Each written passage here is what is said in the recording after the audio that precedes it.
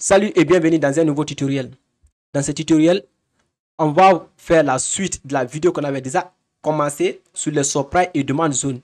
Si vous n'avez pas d'abord regardé la première vidéo sur les subprimes et demande zone, le lien se trouve en description. Regardez la première vidéo. Là, après avoir regardé ça, vous pouvez venir continuer sur la deuxième vidéo là.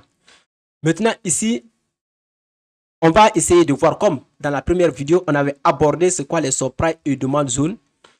Comment tracer les subprimes et demande zone mécaniquement. Et maintenant, dans cette deuxième série, on va voir la psychologie qui est derrière la formation des subprimes et demande zone. Comment trader les subprimes et demande zone efficacement. Et les erreurs à éviter lorsque vous avez affaire avec les subprimes et demande zone. On va commencer encore comme on avait commencé dans la première série de vidéos là. Les subprimes et demande zone, ce sont des zones où les grosses institutions prennent leurs décisions de vente ou d'achat. Plus spécifiquement, les subprimes zones sont des zones où les grosses institutions prennent leurs décisions et exécutent les transactions de vente. Les demandes zones sont des zones où les grosses institutions prennent leurs décisions d'achat. Les demandes zones, lorsque les institutions viennent au marché, par exemple, lorsqu'ils viennent au marché avec une somme de, par exemple, de 5 millions, j'ai dit un exemple, de 5 millions de dollars, ils ne vont pas engager tous les 5 millions à la fois. Mais ils entrent au marché graduellement. Parce qu'eux aussi étudient, analysent le marché avant de venir faire leurs transactions. Nous, les simples retailers, traders, on ne peut pas faire bouger le marché. On ne peut pas faire bouger le marché comme les institutions le font. Lorsque nous, les retailers, simples retailers, n'est-ce pas, qui n'ont pas de fonds suffisants, lorsque nous sommes au marché, le marché essaie de bouger comme ça, bizarrement. Mais lorsque les institutions mettent sûrement leurs pieds au marché, vous allez voir, ça va créer, n'est-ce pas, de la pression, soit d'achat ou de vente.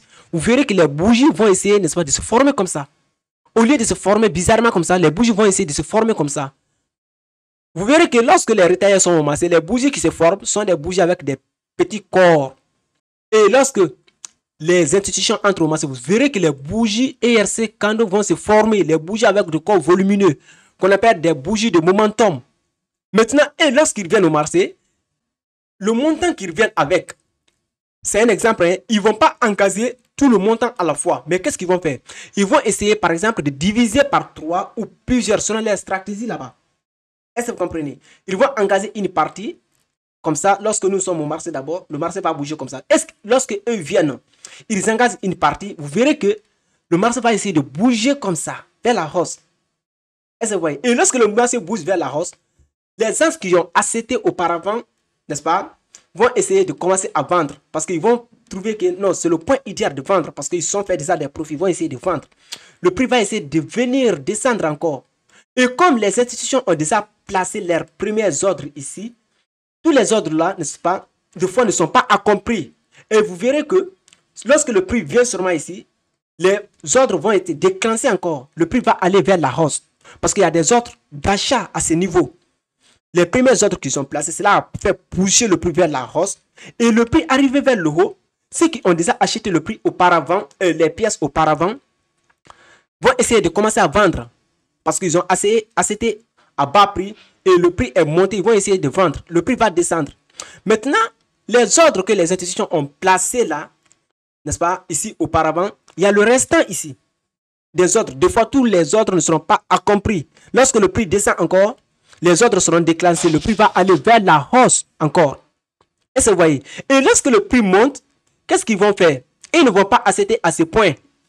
Pourquoi? Ils veulent acheter aussi à bas prix. Qu'est-ce qu'ils vont faire? Ils vont attendre que le prix descende. Lorsque le prix va descendre encore à un niveau qui les convienne, ils vont placer un autre ordre encore. Lorsqu'on place encore, ils placent encore un autre ordre, vous verrez que le prix va monter encore vers la hausse. Est-ce que vous comprenez? C'est ça qui se passe au marché. Vous allez voir le marché faire des pics et des creux de plus en plus haut en montant vers la hausse. Et c'est de la même chose encore. Lorsque vous êtes dans une tendance baissière, lorsqu'ils veulent vendre, les institutions viennent au marché pour vendre les actifs, qu'est-ce qu'ils font? Ils vont d'abord placer leurs premiers ordres de vente. Parce que lorsque les retailers sont au marché, ils n'ont pas beaucoup de puissance pour faire bouger le marché vers le bas.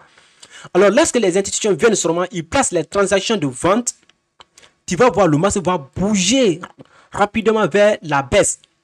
Et lorsque le marché bouge vers la baisse, tu vas voir qu'il y a d'autres acteurs encore qui vont essayer d'acheter parce que le prix est descendu. Ils vont voir que non, c'est le point idéal, n'est-ce pas, d'acheter parce que lorsque l'actif était à, par exemple, ici, l'actif est à 100 dollars, par exemple. L'actif est à 100 dollars. Et pourtant que ici, c'est trop cher, non? Si le prix descend sûrement ici, par exemple, nous sommes à 40 dollars, ils vont essayer d'acheter à ce point 40 dollars par rapport ici. Lorsqu'ils achètent ici, c'est trop cher. Lorsque le prix descend à 40 dollars, ils vont acheter, tu vas voir qu'ils vont essayer d'acheter, acheter. Le prix va monter encore. Si le prix monte, n'est-ce pas, arrivé à un point où les institutions voient que, oui, ici c'est un point idéal de vendre, ils vont essayer de placer des ordres de vente encore. Et deux fois, le plus souvent, tu peux voir que le prix peut même descendre, venir jusqu'à encore pour accomplir le restant d'ordres qui a été placé ici auparavant. Parce qu'ils ont placé des ordres ici auparavant. N'est-ce pas? Le restant qui est là-bas, deux fois, le prix peut venir jusqu'à accomplir le restant d'ordres qui était placé là-bas. Après, le prix descend vers la baisse. Parce qu'il y a des ordres de vente. Quand on vend, le prix descend. Le prix descend vers la baisse. Le restant d'ordre de vente est là, lorsque le prix monte sûrement à ce niveau, les ordres là seront déclenchés, puis le prix va descendre vers la baisse. Et lorsque le prix descend tellement, ils ne vont pas essayer de vendre encore à ce point. Ils vont essayer d'attendre que le prix monte un peu. N'est-ce pas? Lorsque le prix monte un peu, ils voient que c'est un niveau idéal pour eux de vendre. Ils vont encore essayer de placer des ordres de vente. C'est la raison pour laquelle vous allez voir dans le marché baissier, le marché est en train de faire des creux et des pics de plus en plus bas. Tout simplement, c'est la stratégie des grosses institutions. De façon simple que je vous ai expliqué. Maintenant, ici, lorsque eux entrent au marché, lorsqu'ils veulent vendre, n'est-ce pas? Ça crée une pression agressive de vente. Et ici, eux ne peuvent pas cacher leurs empreintes au marché. Nous, les retailers, on ne sait pas. Si moi, je suis en face de mon graphique ici, n'est-ce pas? Et qu'en un sens, je vois que le prix a monté, n'est-ce pas, significativement. Je ne sais pas ce qui se passe au marché. J'ai seulement vu que le prix est monté en un coup, ou bien le prix descend en un coup. Et c'est, vous voyez, là, pour me rendre compte que, oui, les institutions sont au marché, on voit ça par certains signes. Est-ce que vous comprenez? On reconnaît leurs empreintes par des signes, par la création de l'imbalance. Là, lorsque les institutions viennent au marché, si le marché était, les bougies qui étaient en train de se former étaient des bougies avec des petits corps comme ça, lorsque les grosses institutions viennent seulement, tu verras que les bougies qui vont se former seront avec des corps volumineux, qu'on appelle ici les bougies momentum, les bougies de momentum candles. Tu vas voir, ça sera avec des bougies volumineuses. Là, si on voit seulement, n'est-ce pas, les imbalances au marché, la création de l'imbalance au marché directement, comme ça, on va se rendre compte directement que les institutions sont présentes au marché. J'espère que c'est clair encore. Maintenant, comment très bien tracer les demandes et supply zones sur le graphique? On va aller là-bas, on va essayer de tracer très bien les demandes et supply zones. La première vidéo que j'avais fait, je vais montrer comment tracer très bien les demandes et supply zones. Et on avait même tracé. C'est la raison pour laquelle c'est très important de regarder cette vidéo avant de venir sur la deuxième partie là. J'avais montré comment tracer les demandes et supply zones, mais je n'avais pas expliqué la psychologie qui est derrière la formation des demandes et supply zones. C'est ici que je viens d'expliquer ça. Et aussi comment trader efficacement les demandes et supply zones. On verra ça tout de suite. Et les erreurs aussi à éviter. Oui. Retenez que pour tracer les demandes et supply zones, j'avais abordé ça dans la première vidéo. Les order blocks, tous les order blocks sont des demandes ou des supply zones. Mais ce n'est pas tous les supply et demandes zones qui sont des order blocks. Tous les order blocks sont des demandes et supply zones. Mais ce n'est pas tous les supply et demandes zones qui sont des order blocks. On peut essayer de déterminer nos demandes et supply zones tout simplement en se référant des order blocks. On peut essayer de déterminer nos demandes et supply zones en se référant des zones de consolidation. On peut essayer de déterminer nos demandes et supply zones en se référant ici des order flow. Les zones de consolidation, dans la première vidéo là-bas, j'ai montré c'est quoi une consolidation. C'est lorsque le prix est en train d'osciller comme ça. C'est ça qu'on appelle consolidation. Et on peut appeler ces zones-là, des demandes zones ou des surprises zones. Et les order blocks encore. Si vous n'avez pas d'abord regardé la vidéo sur les order blocks, j'ai fait une vidéo très simple et explicative sur des order blocks. Vous pouvez regarder pour comprendre les order blocks. Order blocks, c'est lorsque on a, par exemple, je mets cette bougie-là ici. Attends, je vais essayer de... Je vais prendre ça. Ici, on a une bougie comme ça qui se forme ici, quelque part comme ça. Ici, on a une autre bougie qui... Oh, je m'excuse. On a une autre bougie qui se forme comme ça. Ici. Une autre encore qui se forme ici. N'est-ce pas? Ici, là, la bougie, là, on peut appeler ici d'abord l'englobante haussier. Maintenant, la bougie qui est là, la petite bougie, là, c'est la appelée ici notre order block. La petite bougie, là, c'est la appelée ici notre order block. La bougie là, c'est appelé notre order block. Alors, ce order block là, ici, est tout simplement notre demande zone. Si ça est vers le haut, ça peut être notre surprise zone lorsque ça est vers le haut. Et ici, c'est la zone de consolidation. Les zones de consolidation sont nos zones de demande ou de surprise. Et les order flows. Les order flows, c'est lorsque nous sommes dans un marché et qu'on voit que le marché, n'est-ce pas, nous sommes dans un marché haussier et que le prix commence à faire quelque chose comme ça. Quelque chose comme ça, n'est-ce pas? Et puis le prix monte vers la hausse. Ici, la partie là, c'est la appelée notre order flow. Le dernier mouvement baissier, c'est ça qu'on va tracer, c'est ça qui est appelé notre order flow. Et c'est ça qui sera ici notre demande zone. On peut appeler ici bullish order flow. Par exemple, ici, nous sommes dans un mouvement haussier comme ça, n'est-ce pas? Dans un mouvement haussier comme ça. Et que le prix commence à faire quelque chose comme ça. Oh, je m'excuse, ça s'est coupé. Dans un mouvement haussier, le prix commence à faire quelque chose comme ça. Ah, ça là, ça se coupe, mais attends, je vais prendre l'autre là. Dans un mouvement haussier, le prix commence à faire quelque chose comme ça. Avant de bouger vers la hausse, le dernier mouvement qui est là, ça là. Le dernier mouvement baissier là, ça qu'on appelle ici notre order flow. C'est ça qu'on va tracer, on va marquer ici comme si notre demande zone ou notre CP demande zone. Comme ça. C'est ça qui va représenter notre demande zone ou notre CP demande zone. Le dernier mouvement baissier qui est là. Ça. C'est ça qui sera notre demande zone ou notre CP demande zone. Ça, c'est notre order flow, ça. Maintenant, on sait que les order blocks sont des demandes ou surprise zones. Les zones de consolidation sont des demandes ou surprise zones. Et les order flow aussi sont des zones de demande ou de surprise.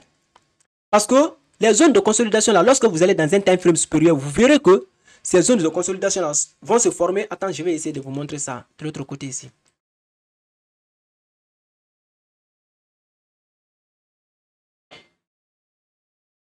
Vous voyez que dans un time frame supérieur, n'est-ce pas, les zones de consolidation vont se former comme ça.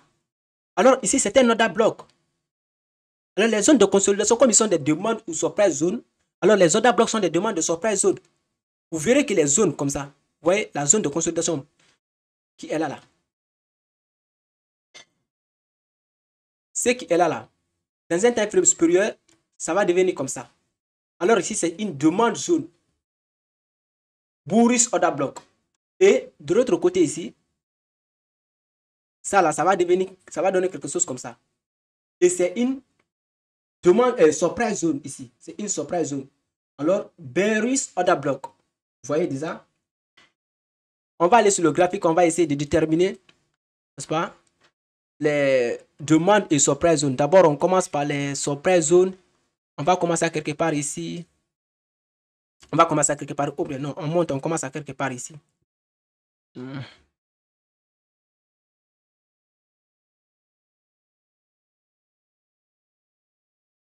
Regardez ici, quand on commence là.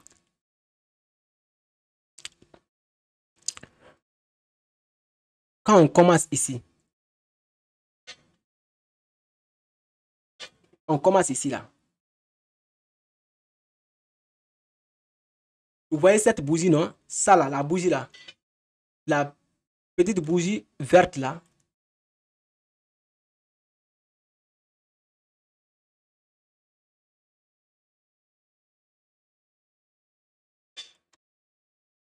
La bougie verte là, c'est une base candle. Alors, on va essayer de tracer notre distance line. Et vous voyez, la mèche de la bougie rouge là déborde la bougie verte là. La bougie verte n'a même pas de mèche vers le haut. Alors, c'est la mèche là qui est de plus à l'extrême qu'on va essayer de tracer notre distance line ici. Regardez la première série, la première vidéo, c'est très important car vous allez comprendre comment tracer très bien votre distance line et votre proximal line.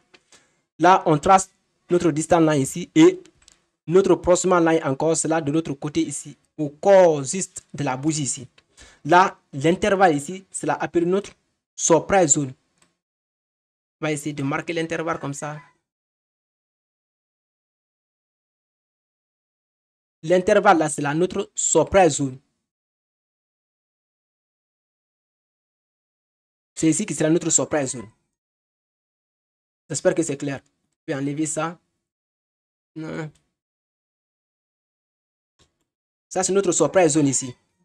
Avant d'abord de me lancer sur la détermination des surprise zones, je dois d'abord vous dire quels sont les surprise et demande zones valides. Parce que ce n'est pas tous les surprise et demande zones qui sont valides. Quels sont les valides surprise et demande zones? Alors, pour cela, pour que une demande zone ou une surprise zone soit valide, il faut qu'il accomplisse des critères. Il faut que la demande zone ou le surprise zone conduit à la création de l'imbalance, à la formation de l'imbalance, conduit à la cassure de structure. Quand je dis l'imbalance ici, ceux qui ne connaissent pas l'imbalance, c'est ça. L'imbalance se détermine tout simplement par le concept de 3 bougies. On a ça ici.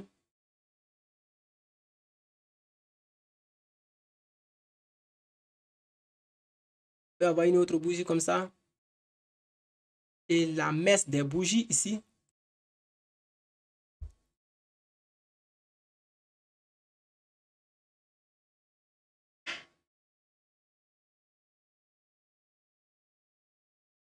Ok.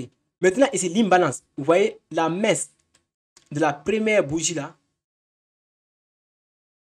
c'est juste là. Et la mèche de la deuxième bougie aussi, de la troisième bougie qui est là, existe là. Les deux mèches là ne s'intersectent pas. Alors, la partie vide là est appelée notre imbalance. Ici là. La partie là est appelée notre imbalance. Alors, notre demande ou surprise doit conduire à la création de l'imbalance, à la formation de l'imbalance qui est là. Si les deux mèches là s'intersectaient, la mèche de ces deux bougies là s'intersectait, attends, je vais essayer d'enlever ça. Si la mèche de la bougie là descendait comme ça, et que l'autre là aussi, un peu comme ça, là, il n'y a pas de vide.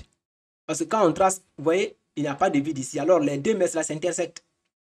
Ça veut dire qu'il n'y a pas de l'imbalance. Est-ce que vous comprenez? Ça veut dire qu'il n'y a pas de l'imbalance. Alors, une demande zone ou un surprise zone doit conduire à la formation de l'imbalance, à la cassure de structure. Quand je dis structure ici, lorsque nous sommes dans un massé haussier, le massé est en train de faire comme ça, dans un mouvement haussier, ici, on va essayer de tracer notre résistance comme ça. Je vais changer la couleur là pour prendre une couleur, une autre couleur. Encore, je vais un peu... D'accord. Après, on va tracer le support ici au creux ici. C'est ça. Ici, à l'intérieur ici, c'est là appelé notre structure. C'est ici notre structure. Alors, lorsque le prix vient cacher ça, on va dire qu'il a cassé la structure. Break of structure. Lorsque le prix casse ça, on dit qu'il a cassé la structure. Et puis, il fait quelque chose comme ça encore. On aura notre deuxième structure encore. Qui est où maintenant? Ici. Le support est ici. La résistance, on a notre deuxième structure encore. Qui est là. Lorsque le prix casse encore ça, on dit Il a cassé la structure. Alors, les surprises ou demandes zone doivent conduire à la cassure de structure. Vous voyez ici, comme je vous ai dit dans l'autre épisode, dans l'autre série de vidéos, les creux sont des demandes zones. Dans un mouvement haussier, on se focalise sur les creux. Les pics ici, dans un mouvement haussier, les pics ne sont pas considérés, ne sont pas qualifiés pour qu'on les appelle les surprises zones, mais plutôt les creux, parce que les creux conduisent à la cassure de la structure. Est-ce que vous comprenez? Et pourtant qu'avant qu'une demande zone ou un surprise zone ne soit valide, il faut conduire à la cassure de structure, la formation de l'imbalance. Ici, les creux qui conduisent à la cassure de structure. Ici, vous voyez ici, les creux, rapidement, la structure, ici, les creux qui conduisent à la cassure de structure comme ça.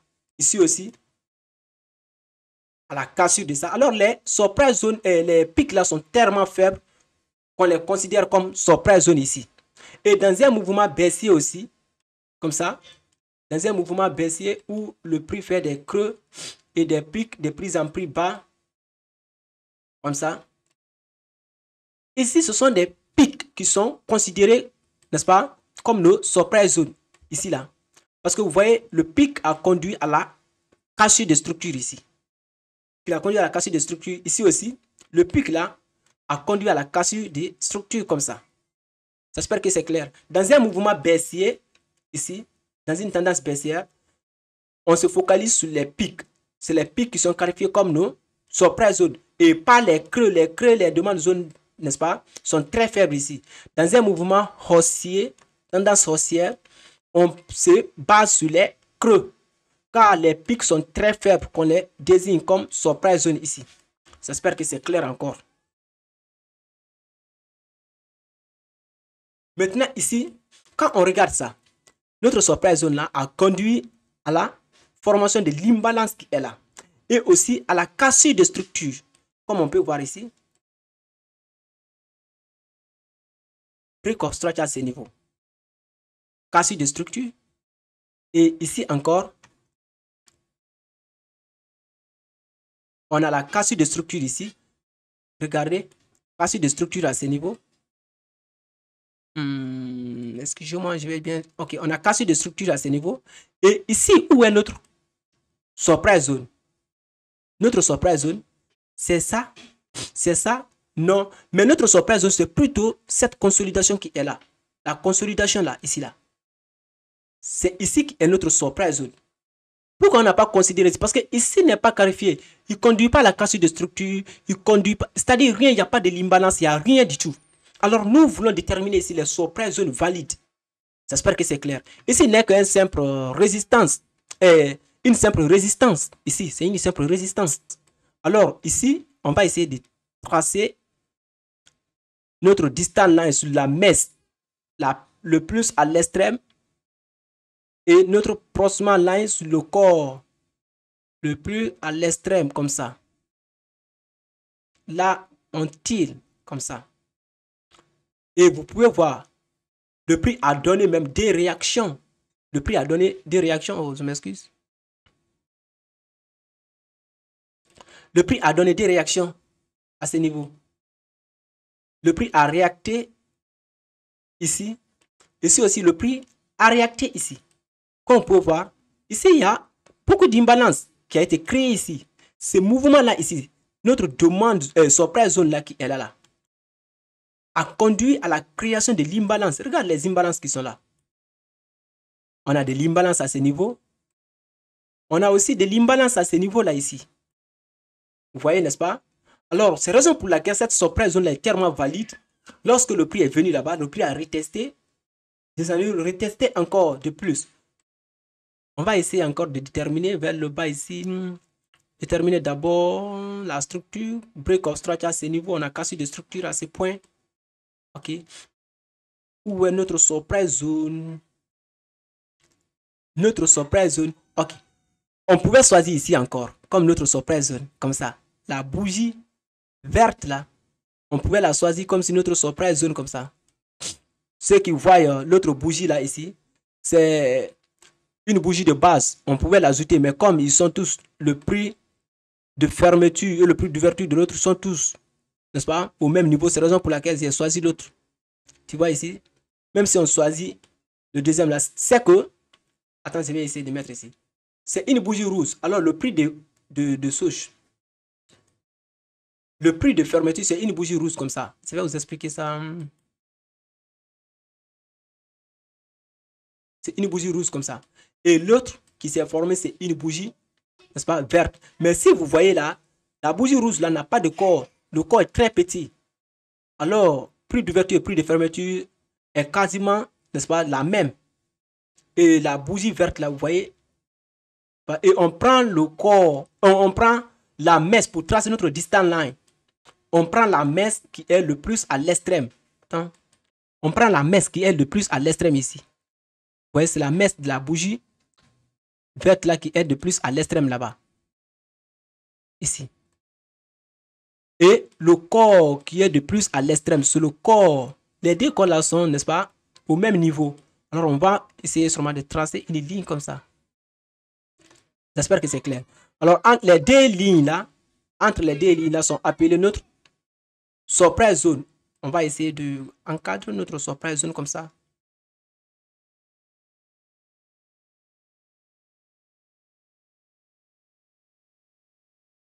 Cette zone-là est appelée notre surprise zone. J'espère que c'est clair. Et quand on voit, c'est notre surprise zone. Ici, c'est notre CP surprise zone. Mais notre surprise zone n'est pas valide. C'est pas valide. Ça ne conduit pas, c'est-à-dire, il n'y a pas de l'imbalance. Après seulement, notre surprise zone là, on a eu un CP surprise zone ici. Et ce CP surprise zone là même est un peu rase, comme vous pouvez voir ici. Vous voyez ici, n'est-ce pas? Ce CP surprise zone là est un peu rase. Regarde la mèche qui est à l'extrême ici, jusque là. Mais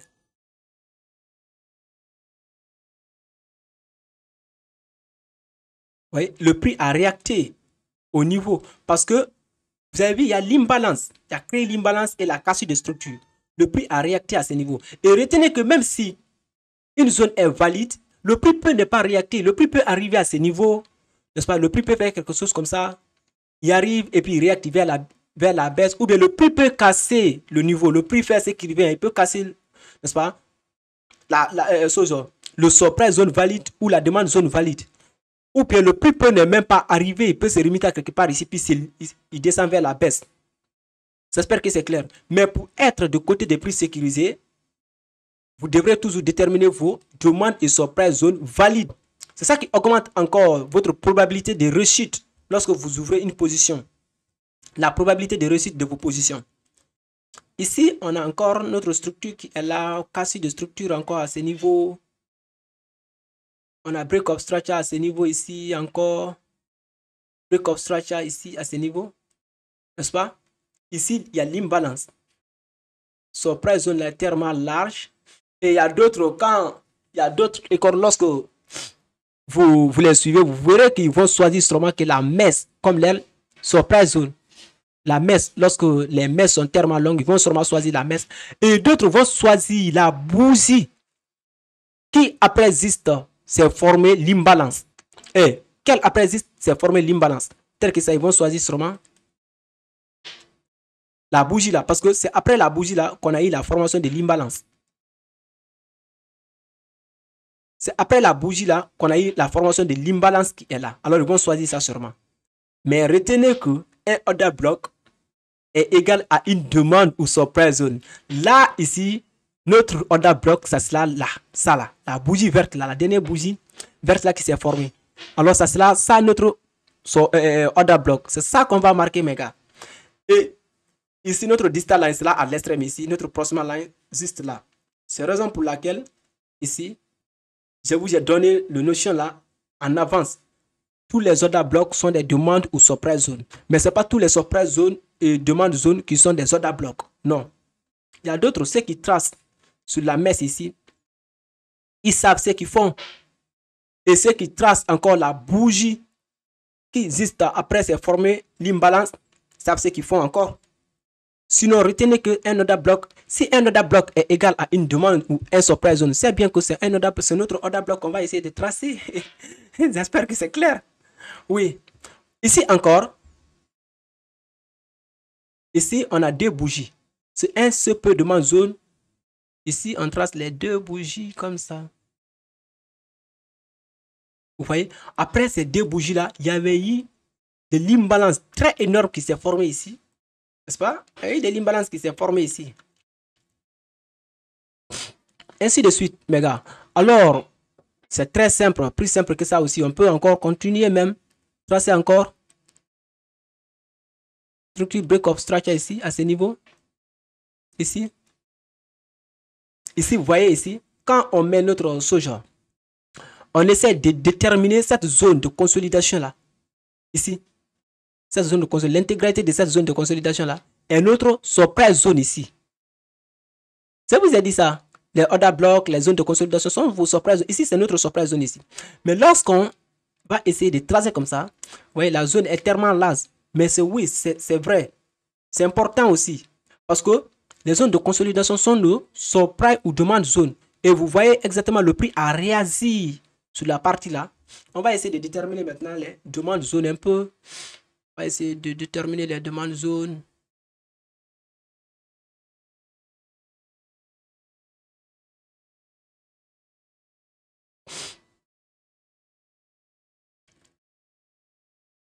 Quand on prend ici, on commence ici.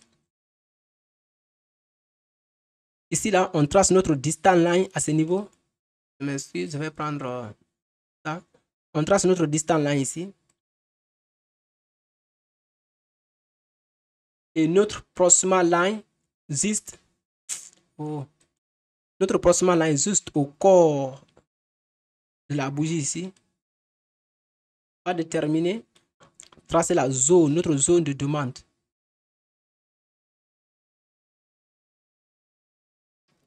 On va tracer notre zone de demande comme ça. Alors ici, c'est notre demande zone. Ici, c'est notre demande zone. Et vous voyez, notre demande zone là, après seulement cette zone là, on a eu une forte bougie qui s'est formée ici. Vous voyez même, il y a une pression d'achat agressive qui s'est formée. Regardez la bougie, la manière dont le corps de la bougie est très volumineux. Après ça, on est arrivé à ce point, on a eu encore CP demande zone à ce niveau ici. Ici. À ce niveau ici. N'est-ce pas? CP demande zone ici.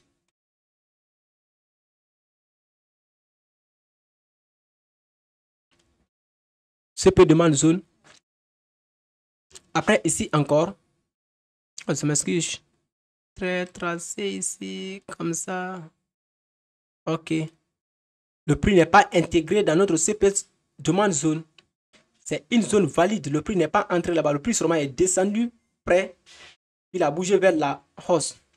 Ici, encore, on va essayer de tracer. Regardez, la bougie là, on va essayer de tracer. La messe jusqu'au corps, comme ça. Oh, je m'excuse.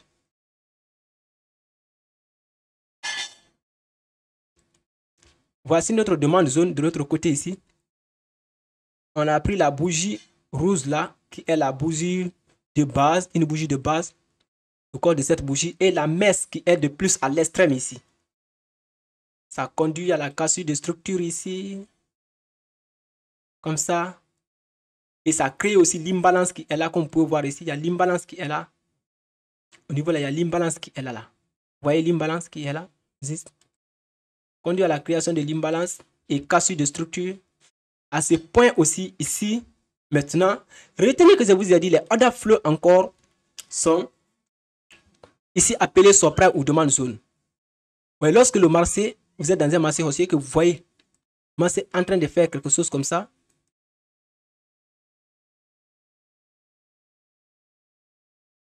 avant de monter, n'est-ce pas, là, c'est-à-dire le dernier mouvement baissier est votre bullish order flow. Si c'est dans un mouvement baissier que vous, n'est-ce pas, vous êtes dans un mouvement baissier comme ça, quelque chose se forme comme ça, le dernier mouvement haussier là, c'est votre bearish order flow. Ici, c'est votre bullish order flow. Alors, vous allez tracer. Attends, je vais essayer de Vous allez essayer de tracer ici du sommet scopique là, du sommet ici scopique. C'est ça qui sera votre order flow. Et votre order flow là sera votre demande zone parce que nous sommes dans un mouvement haussier. C'est là votre demande zone. Si c'était dans un mouvement baissier, ça serait notre surprise zone. Et regardez ici. On a un order flow ici. Vous voyez, on a un order flow ici. Ici. Ici, un autre order flow.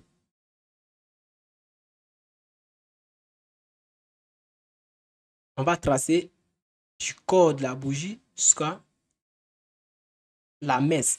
Je m'excuse. Jusqu'à la messe comme ça. D'accord. Vous voyez même, le prix est venu, il a réacté au niveau, mais ce n'est pas tellement important. Le prix a réacté, puis le prix est descendu. Et c'est comme ça qu'il faut essayer de déterminer tes demandes et surprise zone.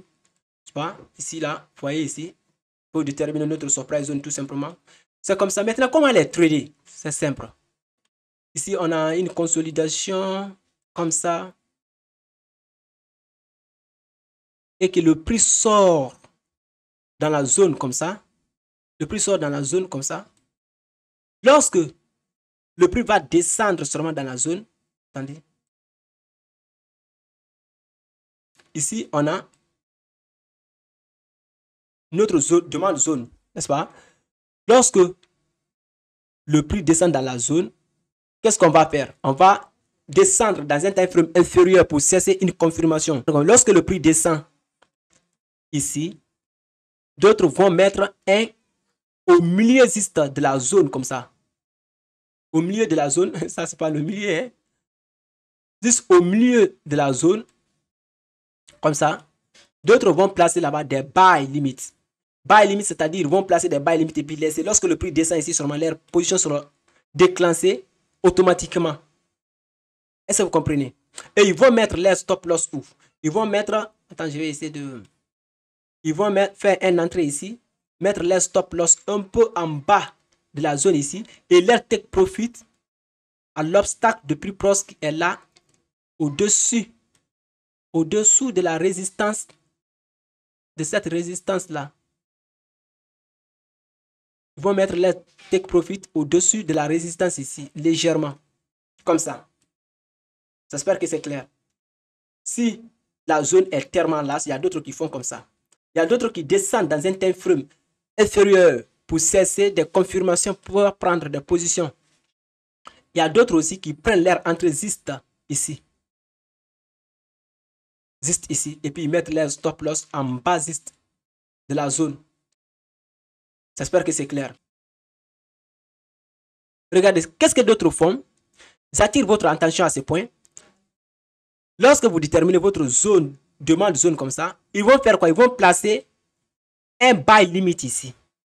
Buy limit, ça veut dire que vous allez programmer automatiquement votre position. Lorsque le prix vient seulement à votre prix que vous avez décidé, votre position sera ouverte. C'est-à-dire que vous dites que le prix d'ouverture, lorsque le prix descend jusqu'à 5 $, ma position se déclenche, c'est entre au marché.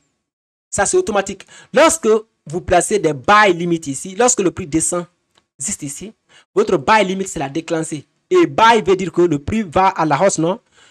N'est-ce pas? Et puis, lorsque votre position se déclenche, vous allez dire que le prix va aller à la hausse. Est-ce que vous comprenez? Mais, si et seulement si le prix descend vers la baisse, votre stop loss sera touché. Alors, il est très important de ne pas anticiper la cassure d'une demande zone, d'une surprise zone, d'un order bloc, d'un breakout bloc, ou bien de quoi que ce soit, résistance support, de quoi que ce soit. Il faut attendre lorsque le prix entre dans la zone. Soit tu vas dans un time frame inférieur pour voir la réaction du prix, c'est-à-dire cesser de confirmation encore avant de faire quoi que ce soit, avant de prendre une décision. Mais si toi, par exemple, tu prends position ici, tu fais buy limit, le prix vient et casse, encore, tu fais encore un autre buy limit ou sell limit, le prix vient et casse, tu fais encore une autre, le prix vient et casse, tu vas te dire que oui, la stratégie des demandes et surprise ne marche pas. Tu vas te dire ça. Et pourtant que c'est toi qui es en erreur. C'est toi qui es en erreur. Il faut backtester ta stratégie. Tu ne mets pas, tu te lèves pas seulement un beau matin et puis tu commences à appliquer des stratégies comme ça parce que quelqu'un t'a dit ou bien tu as vu ça sur YouTube et puis... Non, non, non. Il faut backtester toi-même. Il y a une stratégie qui peut marcher pour quelqu'un, ça ne peut pas marcher pour l'autre. Est-ce que vous comprenez? Parce qu'il faut savoir que dans ces cas, il y a quelque chose qui manque. Il y a quelque chose qui manque. Là, par exemple, ici, je prends un exemple ici, comme ça. D'accord. Je prends un exemple à ce niveau. Si je prenais un sell limit ici, à ce niveau-là, je prenais un sell limit ici, ça allait masser. Je vais réduire.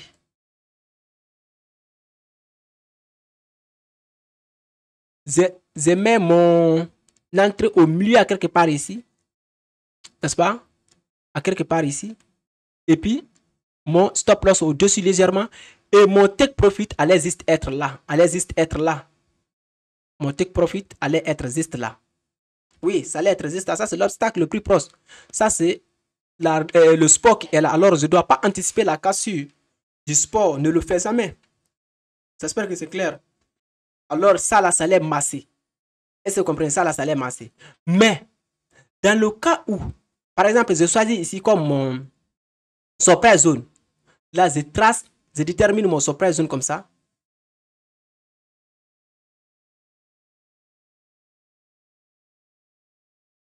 Comme ça. N'est-ce pas? Quand je détermine mon surprise comme ça, si j'ai l'habitude de placer des buy et sell limites, n'est-ce pas? Je fais ça et puis je place directement mon sell limite. Dire que oui, ici, parce qu'il y a de l'imbalance ici, quand le prix vient sûrement à l'intérieur ici, directement, mon ordre sera déclenché. Je mets mon stop loss à quelque part ici et je mets mon target. Je mets mon target au-dessus ici. Mon target au-dessus juste du sport ici. Comme je disais, je mets un sell limite ici. Regarde comment le prix a fait. Le prix est venu directement, il a traversé. Lorsque le prix arrive à mon point d'entrée, je vais entrer au marché. Vous voyez, et le prix est directement passé, il a touché mon stop loss. Puis il a continué vers la baisse. Si toi maintenant, ton habitude c'est de prendre des positions, sell limite, buy limite, c'est pas. Si cela t'arrive une fois, deux fois et trois fois, tu vas dire que oui, la stratégie là ne marche pas.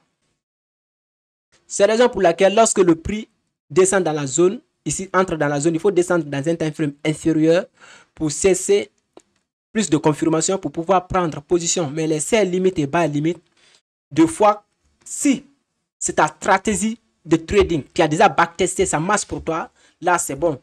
Mais ne te lance pas dedans seulement comme ça parce que tu as vu une demande zone valide ou un surprise zone valide. Tu commences à placer des sell limite et buy limite. Mon gars, quand tu mets une fois ça essoue, tu mets deux fois, trois fois ça essoue, tu vas dire que la stratégie ne marche pas. Et pourtant que ça marche correctement.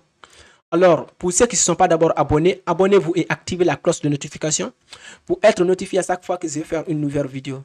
Et n'oublie pas de mettre un like. Ah, ça fait plaisir. Ok, d'accord. Ici, c'est la fin de ce tutoriel. On se reprend dans un nouveau tutoriel. Ciao.